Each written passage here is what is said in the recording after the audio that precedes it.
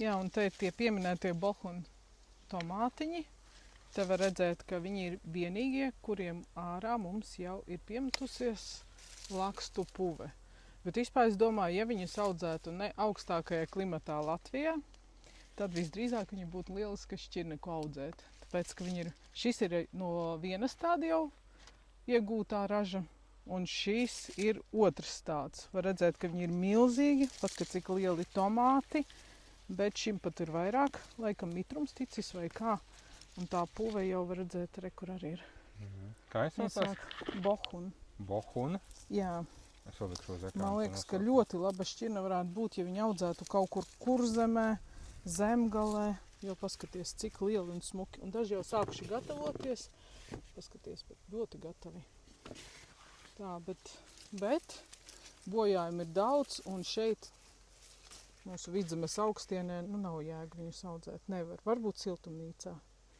Es pajautāšu citiem, kā iet citiem varbūt šajā apvidū. Ierakstiet komentārā, ja jums aug šī šķirne ārā. Jā. Kā jums viņa aug uz lauka? Vai aug vai nē, tieši Vidzemē, Latvijas ziemeļu rajonos. Vai šis galīgi paskaties.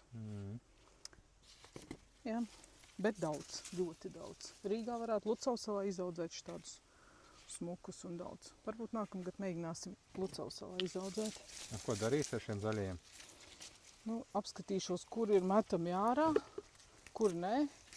Tad varu pagaidīt un vai uztaisīt no zaļajiem ievāriem, džemu. Marmelādi to saucamā? Jā, vai arī vienkārši pagaidīt, kad nogatavojas. Viņi jau skaisti un nogatavoties arī kastē. Ja tikai nesāk bojāties. Tikai jāizšķiro. Cik milzīgi laksta, redzi? Jā, viņi pat neturēja to svaru. Super. Nekur gatavs arī. Un te var redzēt, cik skaistas spinātzemenes ir. Joprojām skaista krāsa. Vai ne? Koša. Jā, tomāts bija milzīgs vienkārši. Labi, tad mēs daļu liekam nogatavināties kastēs, un vienu daļu gan jau izmetīsim, un vienu daļu mēs tad atstāsim priekš zaptēm. Jā? Labi, čau!